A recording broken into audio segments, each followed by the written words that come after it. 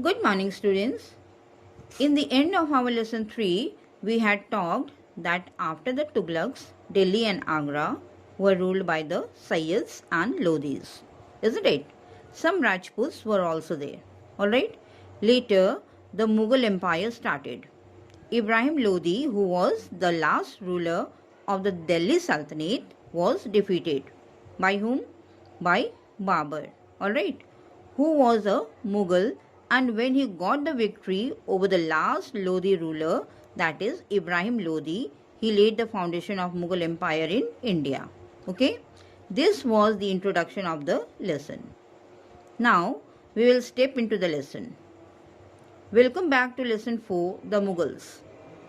In the first part of this lesson, we will talk about the Mughals, establishment of Mughal Empire in India, succession in Mughal Empire, Mughal relations with other rulers, the Mughal administration and the court, central administration, provincial administration, army administration, the Mansabdari system and the revenue system and agrarian relations. Okay? So, let's start from the Mughals. The Mughals were the descendants of two great dynasties. If you talk about mother's side, they were the descendants of Genghis Khan, and of the father's side, they were the successors of Amir Timur. Alright. Now, this Genghis Khan, he had ruled over parts of China and Central Asia. And our Amir Timur, he had ruled over Iran, Iraq and modern day Turkey. Okay. Mother and father of both sides I told you. Now what happened? These Mughals, they felt proud of which side? Of father's side. Now the reason. Genghis Khan was associated with the murder of many people. On the other hand, Timur had captured Delhi. So, Timur was successful and each Mughal ruler got a picture made of Timur with himself. Students, ancestors meaning the persons in your family who lived a long time before you, and descendants meaning the persons who belong to the same family who lived a long time ago. Okay? Next is our establishment of the Mughal Empire in India. Students, Umar Sheikh Mirza II was the ruler of Fargana, who was Babur's father. Alright. After the accidental death of his father, Babur ascended the throne of Fargana, which was a small principality in Central Asia. What was his age that time? Only 12 years. So what happened? To enlarge his empire, he invaded India. How many times? 5 times. Okay.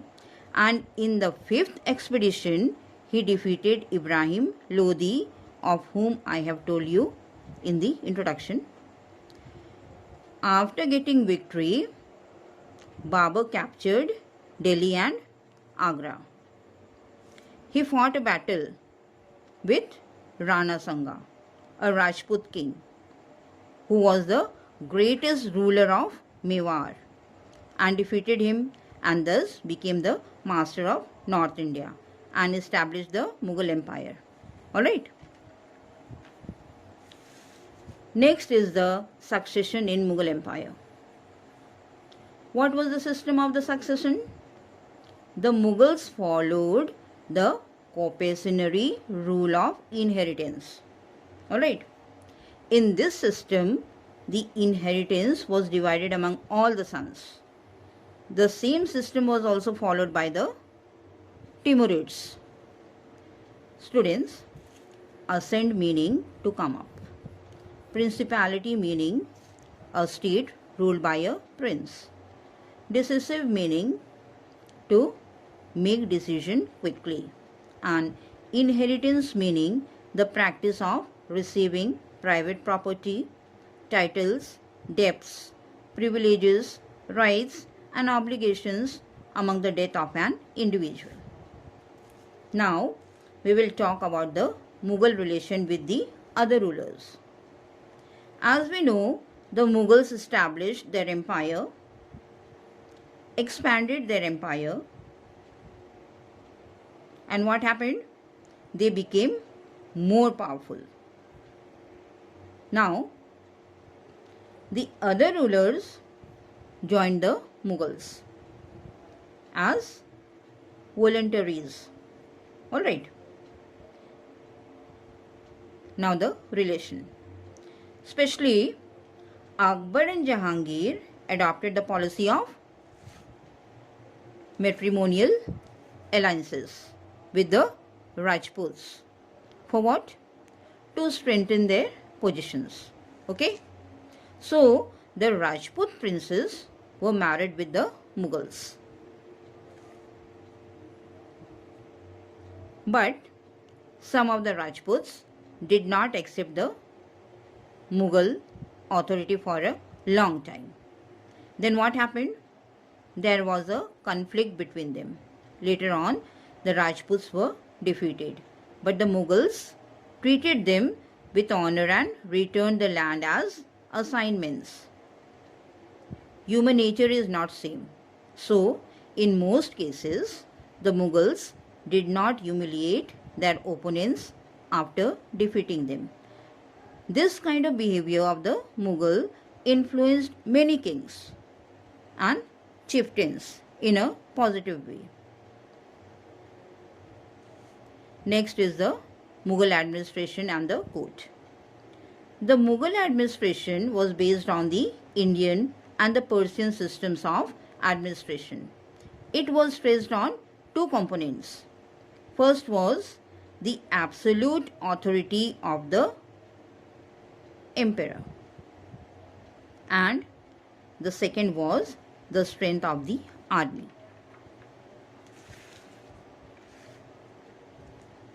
Central administration. The king was supreme authority of both the civil and military administration. He had appointed a council of ministers. They were the Wazir, the Sadarus Sudur, the Mir Bakshi and the Khanai Saman. Provincial administration. The empire was divided into subas, or which we call it provinces. Okay. Each suba was governed by subedar, and the diwan looked after the collection of land revenue, taxes and civil administration of the suba. The suba was further subdivided into sarkars and parganas.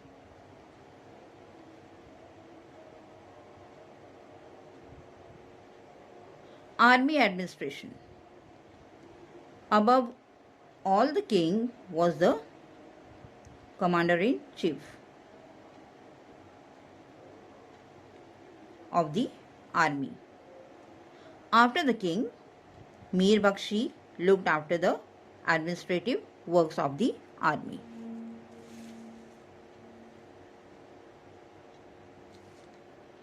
The Mansabdari system. This system was a unique system introduced by Akbar. The rank and salary of the Mansabdar were determined by a numerical value which was called Zat. Mansabdars were taken from the Indian Muslims, Afghans, Rajputs, Marathas and other groups of people, because the empire expanded to include different regions. The Mansabdars performed both civil and military functions. which created a big problem, especially for the patients.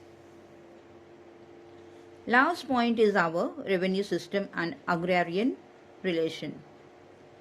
Whatever tax were taken from the agricultural producer, it was the main source of income for the Mughals. All intermediators between the king and the peasants, including the local headmen of villages or powerful chieftains, were called zamindars. They were very powerful in the Mughal administration. Each Suba or province was divided into revenue circles. Alright. These circles fixed its own revenue rates for each crop. This revenue system was known as Japt. The Mughals spent huge amount of their income on salaries and goods. It was beneficial to the artisans, wealthy peasants, merchants and bankers. On the other hand, the poor remained poor. And slowly, by the late 17th century, the Mughal authority was declined. Students, mansab meaning in the context of the Mughal Empire,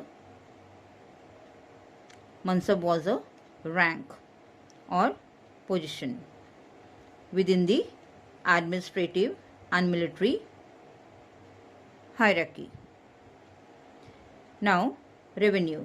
Revenue meaning the total income a business earns from its core operations, typically from selling products or services.